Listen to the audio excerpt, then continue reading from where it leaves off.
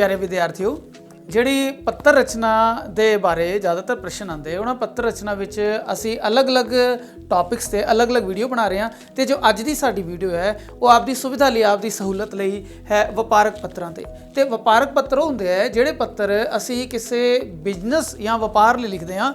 कोई चीज़ सानू खरीदनी होंदी है असीं उहदी डिमांड करते हैं उस पत्र विच, जिवें कि तुसीं पहले समय तो करते आ रहे हो पुस्तक विक्रेता नूं या किताबां दी दुकान वाले नूं तुसीं पत्र लिख के अपनी किताबां मंगाओ। यह बहुत पुराना जिहड़ा स्टाइल है या बहुत पुराना टॉपिक विषय हैगा ते असीं पुस्तकां मंगाने अजकल दे समय बहुत सारियां वस्तुआं असीं मंगाने और उन्हां नूं घर बैठे मंगाने। इस करके पत्र रचना करना भी और वपारिक पत्र रचना करना भी एक बहुत इंपोर्टेंट चीज़ बन गई है, बहुत अहम बन गई है। फिर वेचण की गल है, ਵਪਾਰਕ ਪੱਤਰਾਂ ਵਿੱਚ ਆਪਣੀ ਚੀਜ਼ ਵੇਚਣ ਲਈ ਜਾਂ ਤਾਂ ਨੋਟਿਸ ਇਸ਼ਤਿਹਾਰ ਲਾਏ ਜਾਂਦੇ ਜਾਂ ਫਿਰ ਪੱਤਰਾਂ ਰਾਹੀਂ ਵੀ ਆਪਣੀ ਜੋ ਕੋਈ ਚੀਜ਼ ਹੈ, ਜਿੱਦਾਂ ਮੰਨ ਲਓ ਮੈਂ ਇੱਕ ਚੀਜ਼ ਦਾ ਪ੍ਰੋਡਿਊਸਰ ਹਾਂ, ਉਹਦਾ ਉਤਪਾਦਕ ਹੈਗਾ ਤੇ ਆਪਣੀ ਚੀਜ਼ ਵੇਚਣ ਲਈ ਮੈਂ ਕਿਸੇ ਨੂੰ ਪੱਤਰ ਲਿਖਣਾ ਹੈ ਕਿ ਮੈਂ ਇਹ ਚੀਜ਼ ਦਾ ਜਿਹੜਾ ਉਹ ਉਤਪਾਦਨ ਕਰਦਾ, ਉਹਨੂੰ ਪ੍ਰੋਡਿਊਸ ਕਰਦਾ ਤੇ ਇਸ ਦੀ ਇਹ ਖਾਸੀਅਤ ਹੈ, ਮੈਂ ਇਸ ਨੂੰ ਆਪ ਜੀ ਨੂੰ ਵੇਚਣਾ ਚਾਹੁੰਦਾ। ਇਹ ਹੁਣ ਵੇਚਣ ਵਾਲੇ ਆ ਗਏ, ਇਹ ਵਪਾਰਕ ਪੱਤਰ, ਕਿਉਂਕਿ ਅਸੀਂ ਵਪਾਰ ਕਰ ਰਹੇ ਹਾਂ, ਅਸੀਂ ਬਿਜ਼ਨਸ ਕਰ ਰਹੇ ਹਾਂ, ਉਸ ਲਈ ਪੱਤਰ ਲਿਖ ਰਹੇ ਹਾਂ।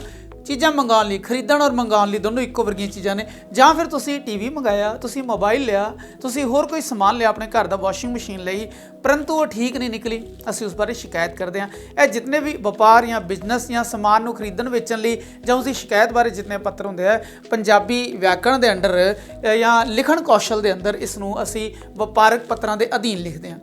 ਜਿਵੇਂ ਕਿ ਅਸੀਂ LPO ਜੋ ਸਾਡੀ ਵੀਡੀਓ 88 ਨੰਬਰ, ਇਸ ਤੋਂ ਬਾਅਦ ਜੋ ਹੁਣ ਬਣੀ ਹੈ LPO 346, ਉਸ ਇੰਟਰੋ ਵਿੱਚ ਅਸੀਂ ਦੱਸਿਆ ਵੀ ਪੱਤਰਾਂ ਵਿੱਚ ਕਿਹੜੀਆਂ ਜਿਹੜੀਆਂ ਨੇ ਨਾ ਉਹ ਬਦਲਾਵ ਹੁੰਦੇ ਆ, ਕਿਹੜੀ ਚੀਜ਼ ਨੂੰ ਕਿੱਥੇ ਲਿਖਣਾ ਹੈ। ਇਹ ਜੋ ਨਵੇਂ ਪੈਟਰਨ ਨੇ, ਮੈਂ ਨਵੀਆਂ ਪੁਸਤਕਾਂ ਵਿੱਚ ਬਹੁਤ ਜਗ੍ਹਾ ਦੇਖਿਆ ਕਿ ਸਾਰਾ ਕੁਝ ਜਿਹੜਾ ਲੈਫਟ ਪਾਸੇ ਲਗਾ ਦਿੰਦੇ ਨੇ ਕਿਉਂਕਿ ਕੰਪਿਊਟਰ ਦੀ ਸਹੂਲਤ ਲਈ ਹੈ। ਇਸ ਕਰਕੇ ਆਪ ਜੀ ਨਵਾਂ ਪੈਟਰਨ ਵੀ ਅਡਾਪਟ ਕਰ ਸਕਦੇ ਹੋ, ਤੁਹਾਡੇ ਨੰਬਰ ਨਹੀਂ ਕੱਟਣਗੇ। ਪੁਰਾਣੇ ਪੈਟਰਨ 'ਤੇ ਵੀ ਲਿਖ ਸਕਦੇ ਹੋ, ਇਸ ਵਿੱਚ ਕੋਈ ਸ਼ੱਕ ਜਾਂ ਗੁੰਜਾਇਸ਼ ਦੀ ਲੋੜ ਨਹੀਂ ਹੈ। ਆਪ ਜੀ ਲਈ ਨੰਬਰ ਤੁਹਾਨੂੰ ਪੂਰੇ ਮਿਲਣਗੇ। ਲਓ ਜੀ, ਅਸੀਂ ਵਪਾਰਕ ਪੱਤਰਾਂ ਬਾਰੇ ਗੱਲ ਕਰਦੇ ਹਾਂ। ਜਿਵੇਂ ਕਿ ਸਾਡੇ ਸਰਕਾਰੀ, ਗੈਰ ਸਰਕਾਰੀ ਜਾਂ ਦਫ਼ਤਰੀ ਪੱਤਰ ਸੀ, ਜੋ ਪੈਟਰਨ ਉਹਨਾਂ ਦਾ ਸੀ, ਅਸੀਂ ਸੋਈ ਪੈਟਰਨ ਅਸੀਂ ਇਹਨਾਂ ਵਪਾਰਕ ਪੱਤਰਾਂ 'ਚ ਵੀ ਲਿਆ। ਇਸ ਵਿੱਚ ਸਭ ਤੋਂ ਪਹਿਲੇ ਆਪਣਾ ਪਤਾ, ਜਦੋਂ ਅਸੀਂ ਪੜ੍ਹਦੇ ਸੀ ਉਦੋਂ ਆਪਣਾ ਪਤਾ ਨਹੀਂ ਲਿਖਣ ਦੀ ਲੋੜ ਹੁੰਦੀ ਸੀ। ਹਾਂ, ਜਿਹੜਾ ਆਪਣਾ ਪਤਾ ਸਭ ਤੋਂ ਥੱਲੇ ਨਾਮ ਤੋਂ ਹੇਠਾਂ ਲਿਖਿਆ ਜਾਂਦਾ ਜੇ ਲੋੜ ਹੁੰਦੀ ਸੀ ਤਾਂ, ਪਰੰਤੂ ਆਪਣਾ ਪਤਾ ਨਹੀਂ ਲਿਖਿਆ ਜਾਂਦਾ ਸੀ। ਪਰ ਇਸ ਸਮੇਂ ਕਿਉਂਕਿ ਇਹ ਅੰਗਰੇਜ਼ੀ ਦਾ ਪੈਟਰਨ ਅਸੀਂ ਅਡਾਪਟ ਕਰ ਲਿਆ, ਉਸ ਨੂੰ ਗ੍ਰਹਿਣ ਕਰ ਲਿਆ, ਸਵੀਕਾਰ ਕਰ ਲਿਆ, ਇਸ ਕਰਕੇ ਅਸੀਂ ਸਭ ਤੋਂ ਪਹਿਲੇ ਆਪਣਾ ਪਤਾ ਲਿਖਦੇ ਹਾਂ। ਤੇ ਆਪਣਾ ਪਤਾ ਲਿਖਣ ਵਿੱਚ ਬਹੁਤ ਸਾਰੀਆਂ ਸਪੈਲਿੰਗ ਮਿਸਟੇਕ ਹੋ ਜਾਂਦੀਆਂ ਨੇ, ਗਲਤੀਆਂ ਹੋ ਜਾਂਦੀਆਂ ਨੇ। ਇਸ ਕਰਕੇ ਸਭ ਤੋਂ ਚੰਗਾ ਹੈ ਤੁਸੀਂ ਆਪਣਾ ਪਤਾ ਲਿਖੋ ਪ੍ਰੀਖਿਆ ਭਵਨ, ਕਿਉਂਕਿ ਤੁਸੀਂ ਇਸ ਸਮੇਂ ਪ੍ਰੀਖਿਆ ਦੇਣ ਦੇ ਸਮੇਂ ਤੁਸੀਂ ਪ੍ਰੀਖਿਆ ਭਵਨ ਵਿੱਚ ਬੈਠੇ ਹੋ, ਆਪਣਾ ਪ੍ਰੀਖਿਆ ਵਿੱਚ ਲਿਖ ਰਹੇ ਹੋ। ਇਸ ਕਰਕੇ ਪ੍ਰੀਖਿਆ ਭਵਨ ਲਿਖਣਾ ਸਭ ਤੋਂ ਚੰਗਾ ਹੈ। ਪ੍ਰੀਖਿਆ ਭਵਨ, ਜੇ ਤੁਸੀਂ ਪੰਜਾਬ 'ਚ ਰਹਿੰਦੇ ਤਾਂ ਪੰਜਾਬ ਲਿਖੋ, ਕਿਤੇ ਹੋਰ ਰਹਿੰਦੇ ਉਸ ਸਟੇਟ ਦਾ ਨਾਮ ਲਿਖੋ। ਤੇ ਇੱਥੇ ਮੈਂ ਲਿਖਿਆ ਨਵੀਂ ਦਿੱਲੀ, ਉਸ ਦੇ ਨਾਲ ਹੀ ਫਿਰ ਬਿਨਾਂ ਲਾਈਨ ਛੱਡਿਆ ਜਾਂਦੀ ਮਿਤੀ, ਯਾਨੀ ਅੱਜ ਦੀ ਤਰੀਕ। ਅੱਜ ਦੀ ਤਰੀਕ ਦਾ ਮਤਲਬ ਜਿੱਦਾਂ ਤੁਸੀਂ ਪੇਪਰ ਕਰ ਰਹੇ ਹੋ। ਇਸ ਕਰਕੇ ਇਹ ਜੋ ਤਿੰਨ ਚੀਜ਼ਾਂ ਨੇ, ਪ੍ਰੀਖਿਆ ਭਵਨ, ਨਵੀਂ ਦਿੱਲੀ ਔਰ ਇੱਥੇ ਆਪਣੇ ਸ਼ਹਿਰ ਦਾ ਨਾਮ ਔਰ ਮਿਤੀ, ਇਹ ਤਿੰਨ ਜੋ ਲਾਈਨਾਂ ਨੇ ਇਹ ਤੁਹਾਡੇ ਆਪਣੇ ਐਡਰੈਸ ਦੀਆਂ ਨੇ ਮਿਤੀ ਦੇ ਸਮੇਤ। ਫਿਰ ਅਸੀਂ ਲਿਖਾਂਗੇ ਸੇਵਾ ਵਿਖੇ, ਕਿਉਂਕਿ ਇਹ ਘਰੇਲੂ ਪੱਤਰਾਂ 'ਚ ਸੇਵਾ ਵਿਖੇ ਨਹੀਂ ਲਿਖਿਆ ਜਾਂਦਾ, ਉਹ 'ਚ ਸਤਿਕਾਰਯੋਗ ਪਿਤਾ ਜੀ, ਪਿਆਰੀ ਭੈਣ, ਪਿਆਰੇ ਵੀਰ ਇੱਦਾਂ ਲਿਖਿਆ ਜਾਂਦਾ ਹੈ। ਪਰੰਤੂ ਕਿਉਂਕਿ ਆਫੀਸ਼ੀਅਲ ਹੈ, ਕਿਉਂਕਿ ਇਹ ਰਸਮੀ ਪੱਤਰ ਹੈ, ਇਸ ਕਰਕੇ ਵਪਾਰਕ ਪੱਤਰਾਂ ਵਿੱਚ ਸੇਵਾ ਵਿਖੇ, ਅੰਗਰੇਜ਼ੀ 'ਚ ਅਸੀਂ ਲਿਖਣਾ ਟੂ, ਸੇਵਾ ਵਿਖੇ। ਕਿਹਨੂੰ ਸੇਵਾ ਵਿਖੇ? ਫਿਰ ਅਸੀਂ ਲਿਖਦੇ ਹਾਂ ਉਹਦਾ ਅਹੁਦਾ, ਸ਼੍ਰੀਮਾਨ। ਜ਼ਿਆਦਾਤਰ ਜੋ ਵਪਾਰਕ ਪੱਤਰ ਹੈ ਉਹ ਮੈਨੇਜਰ ਨੂੰ ਲਿਖੇ ਜਾਂਦੇ ਨੇ, ਪਰੰਤੂ ਜਦੋਂ ਕੋਈ ਛੋਟੀ ਦੁਕਾਨ ਹੈ ਕਿਤਾਬਾਂ ਵਾਲੀ, ਕੋਈ ਛੋਟਾ ਪਬਲਿਸ਼ਰ ਹੈ ਤੇ ਅਸੀਂ ਉਸ ਪਬਲਿਸ਼ਰ ਦਾ ਸਿੱਧਾ ਨਾਂ ਹੀ ਲਿਖ ਦਿੰਦੇ ਹਾਂ।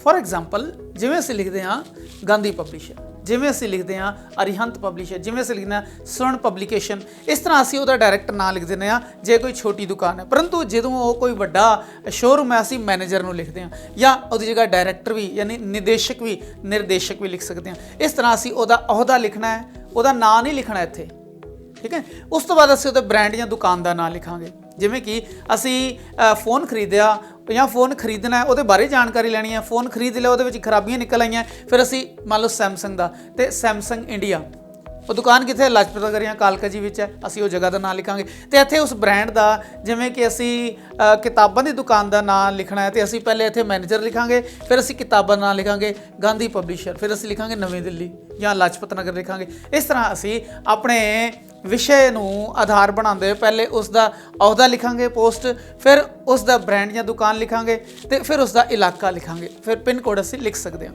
ਫਿਰ ਦੁਬਾਰਾ ਅਸੀਂ ਲਿਖਦੇ ਹਾਂ ਵਿਸ਼ਾ, क्योंकि यह ऑफिशियल रस्मी पत्र है, यह फॉर्मल पत्र है, इस करके असी विषय लिखना जरूरी समझते हैं। जिमें कि विषय है कि मैं आप जी तो पुस्तकां मंगाना चाहना, जिमें कि विषय है कि मैं फोन की गड़बड़ी बारे यानी अपनी शिकायत दर्ज करना चाहता, जिमें कि विषय नवे आए फ्रिज के मॉडल, वाशिंग मशीन के कपड़े धोने की मशीन के मॉडल बारे नवी जानकारी लेना चाहना, तो कपड़े धोने की मशीन बारे जानकारी, नवे कूलर बारे जानकारी, कूलर खरीदण बारे पुछ-गिछ, इदा कोई भी असी जिहड़ा विषय असी लिख सकते हैं।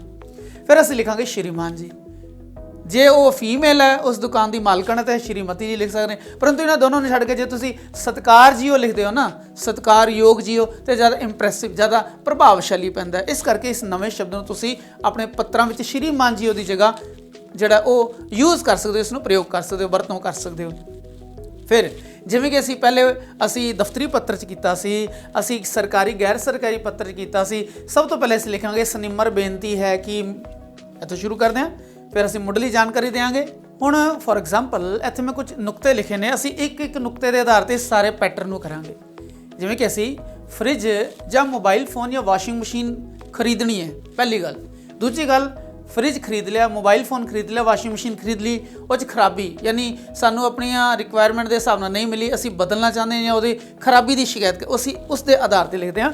पहले अस लिखांगे अपना पता, डेट, मिति, उस तो बाद सेवा विखे, फिर असी उसका मैनेजर का नाम लिखते हैं और फिर उस संस्था या दुकान का, उस ब्रांड या दुकान का नाम लिखते हैं। जिवें कि असी फ्रिज के बारे गल करते हैं, मैनेजर साहब, डायरैक्टर साहब। उस तो बाद ब्रांड है, जिवें फ्रिज का सैमसंग है, मोबाइल फोन का सैमसंग है या कोई होर नोकिया लगा सकते हो। वाशिंग मशीन का भी सेम ही असी ले लें, असी लिखते हैं सैमसंग इंडिया, नवी दिल्ली, लाजपत नगर, कालका जी, इलाके का नाम लिख के उस तो बाद असी आगे विषय असी लिखिया नवे फ्रिज की जानकारी बारे, नवे मोबाइल फोन की जानकारी बारे, नवी वाशिंग मशीन के खरीदण का ऑर्डर बुक करने बारे, जे खराबी है तो नवे खरीदे फ्रिज की शिकायत बारे, शिकायत बारे असी इत्थे लिख देंगे। श्रीमान जी या सत्कारयोग जी लिख के कोई एक लिख के सनिमर बेनती है कि मैं आप जी की दुकान तो, क्योंकि इत्थे सैमसंग इंडिया लिखा है या XYZ कुछ होर भी है तो फॉर एग्जाम्पल लिया है, इस करके इस जगह किसी होर भी दुकान का ब्रांड का नाम लिख सकते हो जिहड़ी चीज़ तुसीं मंगवाई है।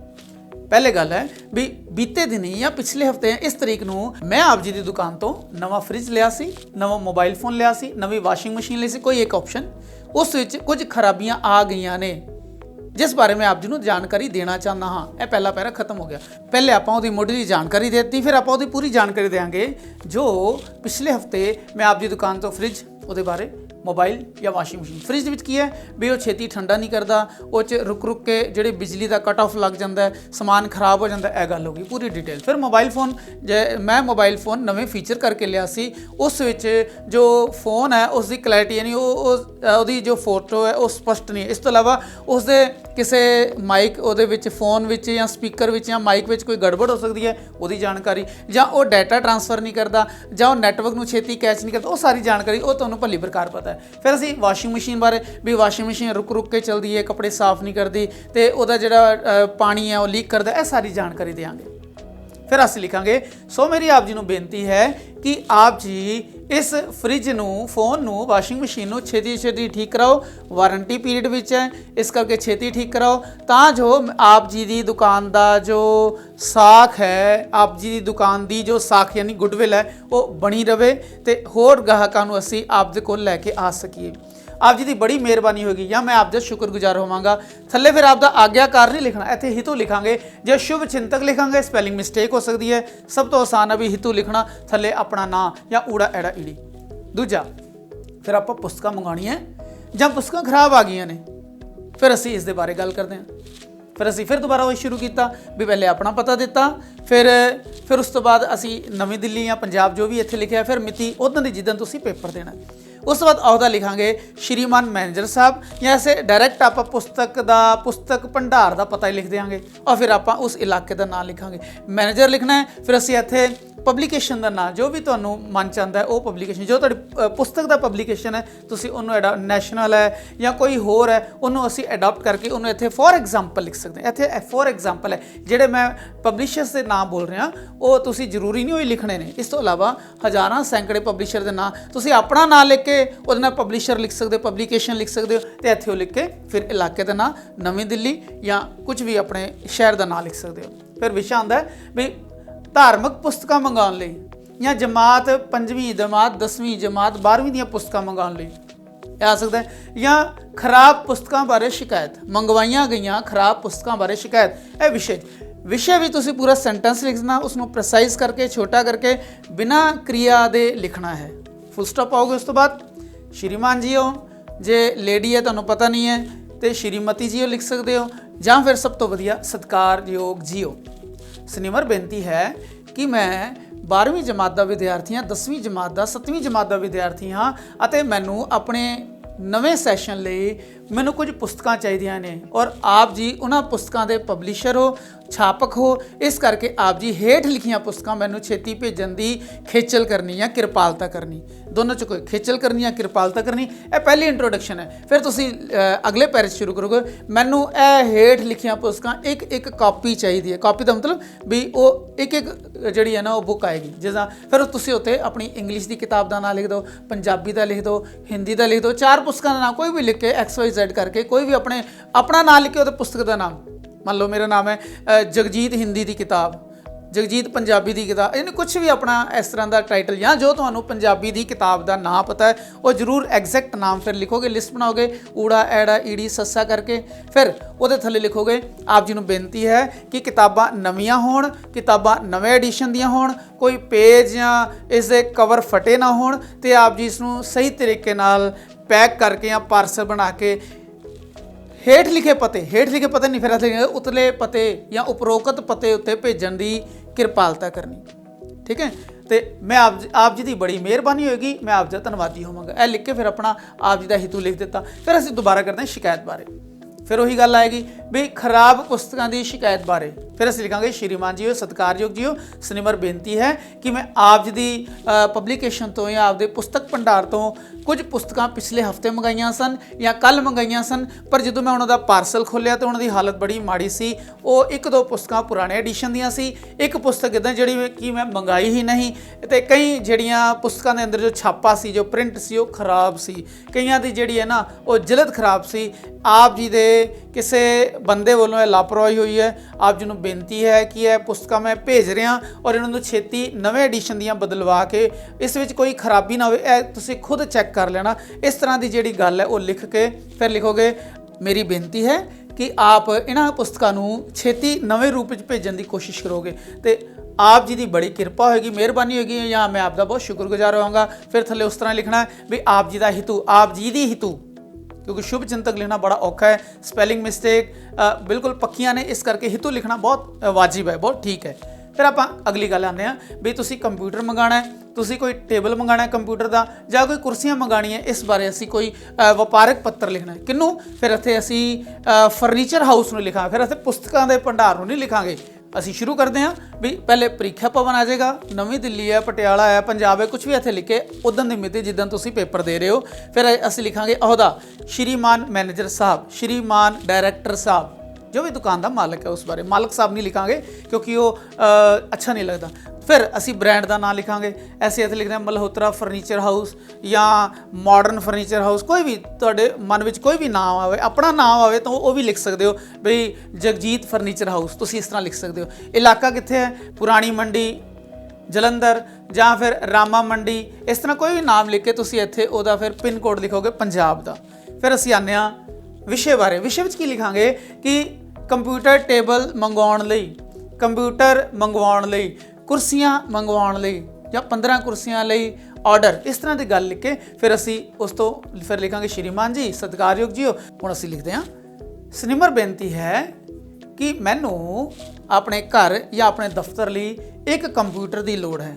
ਜੇ ਕੰਪਿਊਟਰ ਦੀ ਲੋੜ ਹੈ ਉਹਦੀਆਂ ਖੂਬੀਆਂ, ਉਹਦੀ ਕੀ ਰਿਕੁਆਇਰਮੈਂਟ ਹੈ, ਉਹਦੀਆਂ ਕੀ ਕਨਫੀਗਰੇਸ਼ਨ ਤੁਹਾਨੂੰ ਚਾਹੀਦੀਆਂ। ਜੇ ਕੰਪਿਊਟਰ ਟੇਬਲ ਮੰਗਾਉਣਾ ਫਿਰ ਲਿਖੋਗੇ ਸਨਿਮਰ ਬੇਨਤੀ ਹੈ ਕਿ ਮੈਂ ਆਪ ਜੀ ਦੀ ਦੁਕਾਨ ਜਾਂ ਸ਼ੋਰੂਮ ਤੋਂ ਇੱਕ ਕੰਪਿਊਟਰ ਟੇਬਲ ਖਰੀਦਣਾ ਚਾਹੁੰਦਾ ਜਾਂ 15 ਕੁਰਸੀਆਂ ਜਾਂ 10 ਕੁਰਸੀਆਂ ਖਰੀਦਣਾ ਚਾਹੁੰਦਾ ਹਾਂ, ਜਿਸ ਬਾਰੇ ਜੋ ਜਾਣਕਾਰੀ ਜਾਂ ਵਰਣਨ ਮੈਂ ਅੱਗੇ ਲਿਖ ਰਿਹਾ। ਫਿਰ ਅਗਲੇ ਪੈਰੇ 'ਚ ਲਿਖੋਗੇ ਮੈਨੂੰ ਕੰਪਿਊਟਰ ਇਸ ਤਰ੍ਹਾਂ ਦਾ ਚਾਹੀਦਾ ਜਿਸ ਵਿੱਚ ਇੰਨੇ GB ਦਾ ਜੋ ਹਾਰਡ ਡਿਸਕ, ਜੋ ਵੀ ਤੁਹਾਡੀ ਰਿਕੁਆਇਰਮੈਂਟ ਹੈ ਉਹ ਤੁਸੀਂ 1 by 1 ਯਾਨੀ 1 2 3 4 5 ਜਿਹੜਾ ਲਿਖ ਕੇ ਉਹਦੇ ਨਾਲ ਉਹ ਲਿਖਣਾ, ਨੁਕਤਿਆਂ 'ਚ ਲਿਖਣਾ, ਪੁਆਇੰਟਸ 'ਚ ਲਿਖਣਾ, ਬੁਲੇਟ ਵਿੱਚ ਲਿਖਣਾ ਜ਼ਿਆਦਾ ਈਜ਼ੀ ਹੈ। ਜੇ ਟੇਬਲ ਕੁਰਸੀ ਚਾਹੀਦੀ ਹੈ ਤੇ ਟੇਬਲ ਸੁੰਦਰ, ਸਸਤਾ, ਟਿਕਾਊ ਹੋਵੇ ਤੇ ਉਸ ਦੀ ਜੋ ਬਣਾਵਟ ਹੈ ਉਹ ਮਜ਼ਬੂਤ ਹੋਵੇ। ਇਸ ਰੰਗ ਦਾ ਵੀ ਲਿਖ ਸਕਦੇ ਹੋ ਜਾਂ ਉਹਦਾ ਬਜਟ ਵੀ ਤੁਸੀਂ ਲਿਖ ਸਕਦੇ ਹੋ। ਕੁਰਸੀਆਂ ਲਿਖਣੀਆਂ ਕਿਹੜੇ ਰੰਗ ਦੀਆਂ ਚਾਹੀਦੀਆਂ, ਕਿਹੜਾ ਬਜਟ ਹੈ, ਕਿਹੜੀ ਕੰਪਨੀ ਹੈ, ਫਿਰ ਅਸੀਂ ਉਹਦੀ ਡਿਟੇਲ ਅਗਲੇ ਪੈਰੇ 'ਚ ਦੇਵਾਂਗੇ। ਫਿਰ ਅਸੀਂ ਲਿਖਾਂਗੇ ਸੋ ਮੇਰੀ ਆਪ ਜੀ ਨੂੰ ਬੇਨਤੀ ਹੈ ਕਿ ਆਪ ਛੇਤੀ ਤੋਂ ਛੇਤੀ ਉਪਰੋਕਤ ਜਾਣਕਾਰੀ ਜਾਂ ਵਰਣਨ ਦੇ ਹਿਸਾਬ ਨਾਲ ਮੈਨੂੰ ਇਸ ਮਾਲ ਦੀ ਸਪਲਾਈ ਛੇਤੀ ਤੋਂ ਛੇਤੀ ਕਰਨ ਦੀ, ਸਪਲਾਈ ਦਾ ਮਤਲਬ ਦੇਣ ਦੀ, ਪਹੁੰਚਾਉਣ ਦੀ ਛੇਤੀ ਤੋਂ ਛੇਤੀ ਕਿਰਪਾਲਤਾ ਜਾਂ ਖੇਚਲ ਕਰੋਗੇ। ਇਹ ਲਿਖ ਕੇ ਫਿਰ ਅੱਗੇ ਲਿਖਾਂਗੇ ਲਾਸਟ ਲਾਈਨ, ਆਪ ਜੀ ਦੀ ਬੜੀ ਮਿਹਰਬਾਨੀ ਹੋਏਗੀ ਜਾਂ ਮੈਂ ਆਪ ਦਾ ਸ਼ੁਕਰਗੁਜ਼ਾਰ ਹੋਵਾਂਗਾ। ਔਰ ਫਿਰ ਥੱਲੇ ਉਹੀ ਲਿਖੋਗੇ ਆਪ ਜੀ ਦਾ ਹਿਤੂ, ਆਪ ਜੀ ਦੀ ਹਿਤੂ, ਸ਼ੁਭ ਚਿੰਤਕ ਲਿਖਣ ਦੀ ਲੋੜ ਨਹੀਂ। ਫਿਰ ਅਸੀਂ ਅਗਲੇ ਟੌਪਿਕ ਤੇ ਆਉਂਦੇ ਹਾਂ ਵੀ ਬੇਕਰੀ ਜਾਂ ਰਾਸ਼ਨ ਦੀ ਦੁਕਾਨ ਤੇ। ਫਿਰ ਸਾਰਾ ਪੈਟਰਨ ਹੋਈ ਹੈ ਇੱਥੇ। ਹੁਣ ਬੇਕਰੀ ਦਾ ਰਾਸ਼ਨ ਦੀ ਦੁਕਾਨ ਤੇ ਜਿੱਦਾਂ ਮਾਡਰਨ ਬੇਕਰਸ ਲਿਖ ਸਕਦੇ ਹਾਂ ਜਾਂ ਮਾਡਰਨ ਬੇਕਰੀ, ਫੂਡ ਦੇ ਨਾਂ ਤੇ ਕੋਈ ਵੀ ਲਿਖ ਸਕਦੇ ਹਾਂ। ਇੱਦਾਂ ਦਾ ਕੋਈ ਵੀ ਨਾਂ ਤੁਹਾਡੇ ਸ਼ਹਿਰ ਦਾ ਤੁਹਾਨੂੰ ਪਤਾ ਹੋਵੇ, ਤੁਹਾਡੇ ਆਸ-ਪਾਸ ਦਾ ਕੋਈ ਇਸ ਤਰ੍ਹਾਂ ਦੀ ਬੇਕਰੀ ਦਾ ਨਾਮ ਹੋਵੇ, ਤੁਸੀਂ ਇੱਥੇ ਉਸ ਬੇਕਰੀ ਦਾ ਨਾਮ ਲਿਖੋ। ਪਹਿਲੇ ਤੁਸੀਂ ਲਿਖੋਗੇ ਮੈਨੇਜਰ, ਭਾਵੇਂ ਉੱਥੇ ਹੈ ਜਾਂ ਨਹੀਂ ਹੈ, ਪਰੰਤੂ ਇਹ ਪੈਟਰਨ ਹੈ ਆਪਣੇ ਪੱਤਰਾਂ ਦਾ, ਇਸ ਕਰਕੇ ਇੱਥੇ ਲਿਖਾਂਗੇ ਸ਼੍ਰੀਮਾਨ ਮੈਨੇਜਰ ਸਾਹਿਬ। ਫਿਰ ਲਿਖਾਂਗੇ ਬ੍ਰਾਂਡ ਦਾ ਨਾਂ, ਜੋ ਤੁਹਾਡੇ ਆਸ-ਪਾਸ ਬੇਕਰੀ ਦੀ ਦੁਕਾਨ ਹੈ, ਰਾਸ਼ਨ ਦੀ ਦੁਕਾਨ ਹੈ, ਔਰ ਫਿਰ ਇਲਾਕੇ ਦਾ ਨਾਂ, ਭਾਵੇਂ ਇੱਥੇ ਲਾਜਪਤ ਨਗਰ ਲਿਖੋ, ਤਿਲਕ ਨਗਰ ਲਿਖੋ, ਪੰਜਾਬ ਲਿਖੋ, ਦਾਣਾ ਮੰਡੀ ਲਿਖੋ, ਰਾਮਾ ਮੰਡੀ ਲਿਖੋ, ਕੁਝ ਵੀ ਇੱਥੇ ਲਿਖ ਕੇ ਅਸੀਂ ਫਿਰ ਅੱਗੇ ਵਿਸ਼ੇ ਤੇ ਆਉਂਦੇ ਹਾਂ ਵੀ ਬੇਕਰੀ ਦੇ ਸਮਾਨ ਲਈ ਆਰਡਰ ਜਾਂ ਘਰ ਦੇ ਰਾਸ਼ਨ ਲਈ ਆਰਡਰ, ਜਿੱਦਾਂ ਦੀ ਕੋਈ ਦੁਕਾਨ ਤੁਹਾਡੀ ਰਿਕੁਆਇਰਮੈਂਟ, ਜਿੱਦਾਂ ਦਾ ਵੀ ਕੁਐਸਚਨ ਵਿੱਚ ਆਉਂਦਾ।